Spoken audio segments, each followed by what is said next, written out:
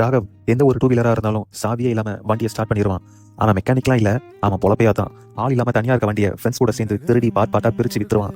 அவனுக்கு அப்பா இல்லை, அம்மா மட்டும்தான். அம்மாவோட மெடிக்கல் செலவு, வீட்டு வாடகை, இந்த மாதிரி எல்லா செலவும் பார்த்துக்கிறனால இவன் பண்ணுறது தப்புன்னே அவனுக்கு தோணது இல்லை.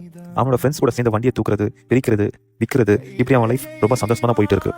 அப்புறம் ஒரு நாள் ஒரு கூட்டமான ரோட்ல ஓரமாக கீதா அவளோட வண்டியை சாவி போட்டு ஆன் பண்ண ட்ரை பண்ணுறா. ரொம்ப நேரம் ஆகியும் அவளால் வண்டியை ஆன் பண்ண முடியல. பக்கத்தில் இருக்க டீ கடையில் ராகவ் அவன் ஃப்ரெண்ட்ஸ் கூட நின்று இதெல்லாம் பார்த்துக்கிட்டே இருக்கான். அப்புறம் அவனே வந்து கேட்குறான், உங்கள் கீ ஜாம் ஆகிருக்கும்னு நினைக்கிறேன், நான் என்ன ஸ்டார்ட் பண்ணி தரவா அப்படிங்கிறான். கீதாவும் அவன் போட்டுருக்க அழுக்கு டிஷர்ட்டை பார்த்துட்டு இவன் மெக்கானிக்காக இருப்பான் அப்படின்னு நினச்சி சரின்னு சொல்கிறாங்க. ராகவ் கை வச்ச கொஞ்ச நேரத்துலேயே அந்த வண்டியை ஸ்டார்ட் ஆகிடுது. கீதா உடனே சந்தோஷத்தில் தேங்க்ஸ் சொல்கிறான். நான் இவ்வளோ நேரமாக ரொம்ப கஷ்டப்பட்டு ட்ரை பண்ணிட்டு இருந்தேன், வண்டி ஸ்டார்ட்டே ஆகலை, நீங்கள் கை வச்ச கொஞ்ச நேரத்துலேயே ஸ்டார்ட் பண்ணிட்டீங்களே அப்படின்னு கேட்குறா. இதெல்லாம் வழக்கமாக பண்ணுறது தாங்க அப்படின்னு சொல்கிறான் ராகவ். அதுக்கப்புறம் கீதா எப்போல்லாம் வேலையை முடிச்சுட்டு வீட்டுக்கு போனாலும் அங்கே இருக்க டீ கடையில் அவள் ஃப்ரெண்ட்ஸ் கூட நின்று டீ குடிச்சிட்டு போவா. சில நேரம் வீட்டுக்கு போகிற வழியில் ராகவை பார்த்துட்டு சிரிச்சிட்டு போவா. ராகவுக்கு அவன் மேலே இன்ட்ரெஸ்ட்டும் இல்லை, எதுவும் இல்லை. அவளை பார்த்தா நல்லா படிச்சு போன மாதிரி தெரியுது, ஒரு கம்பெனியில் வேலை பார்க்குறா, சும்மா என்கிட்ட ஃப்ரெண்ட்லியாக பழகுறா, அவ்வளவுதான் அப்படின்னு நினைக்கிறான்.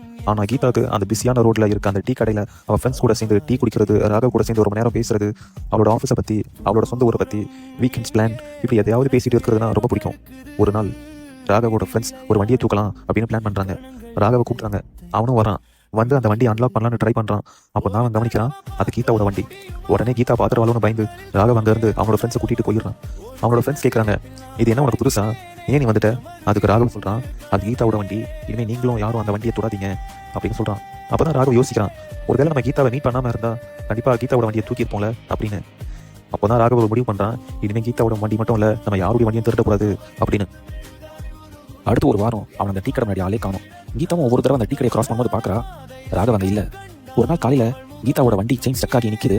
பக்கத்தில் பார்க்குறா, ஒரு சின்ன மெக்கானிக் ஷெட் இருக்குது, ராகவ்ஸ் கராஜ் அப்படின்னு. அங்கே போய் வண்டி விடலான்னு வண்டியை தள்ளிட்டு போகிறா. அங்கே போய் பார்த்தா உள்ளே இருக்குது ராகவ். பார்த்த உடனே ரெண்டு பேரும் ஆச்சரியமாகுது, ரெண்டு பேரும் பயங்கரமாக சிரிக்கிறாங்க. அப்புறம் கீதா சொல்கிறா, ஒரு வழியாக சொந்தமாக ஒரு பிஸ்னஸ் ஸ்டார்ட் பண்ணிட்டேன், வாழ்த்துக்கள். அவளோட வண்டி சாரியா ராகவ் கிட்ட கொடுத்துட்டு என்ன பிரச்சனைன்னு சொல்கிறா. சொல்லிட்டு கேட்குறா, நீயே போய் இந்த மெக்கானிக் ஷெட் ஆரம்பிச்ச? அதுக்கு ராகவ் சொல்கிறான், கொஞ்ச நாள் முன்னாடி தான் என் ஃப்ரெண்ட்ஸ் ஒரு சின்ன வேலை இருக்குன்னு சொல்லி என்கிட்ட ஒரு வண்டி காமிச்சாங்க. ஆனால் நான் அந்த வண்டியில் கை வைக்க வேணான்னு நினச்சேன், இப்போ திரும்ப அந்த வண்டி என் முன்னாடியே வந்து நிற்கிது அப்படின்னு சொல்கிறான். அவன் என்ன சொல்கிறான்னு கீதாவுக்கு அப்போ புரியல. ஆனால் அதுலேருந்து கீதா டெய்லி ராகவ் கராஜுக்கு வருவா. ரெண்டு பேரும் குறைஞ்சது ஒரு 5 நிமிஷமாக மீட் பண்ணி பேசிட்டு தான் போவாங்க. அதுக்கப்புறம் கீதாவுக்கு வேலை விஷயமா வேற ஊர் போக வேண்டிய நிலைமை வருது. கடைசியாக ஒரு தடவை ராகவை மீட் பண்ணி பேசிட்டு அவனுக்கு குட் பை சொல்லிட்டு போறா. ராகவும் அவளுக்கு குட் பை சொல்லிட்டு அதுக்கப்புறம் அவளுக்கு கால் பண்ணல, மெசேஜ் பண்ணல. அவளோட லைஃப்ல திரும்ப போகணும்னு அவன் நினைக்கல. ஒரு காலத்தில் வண்டி திருடிட்டு இருந்தோம், இப்போ சொந்தமாக ஒரு தொழில் பண்ணுறோம், எல்லாம் அவளால தான். அவன் என் லைஃப்ல வந்ததே இதுக்காக தான் போல அப்படின்னு ராகவ் நினைச்சான். ஒரு சிலர் நம்ம லைஃப்ல வரது கடைசி வரை நம்ம கூட இருக்கிறதுக்காக இல்லை, மேபி அதுக்கு வேற காரணம் கூட இருக்கலாம். ராகவ் லைஃப் சேஞ்ச் ஆன மாதிரி.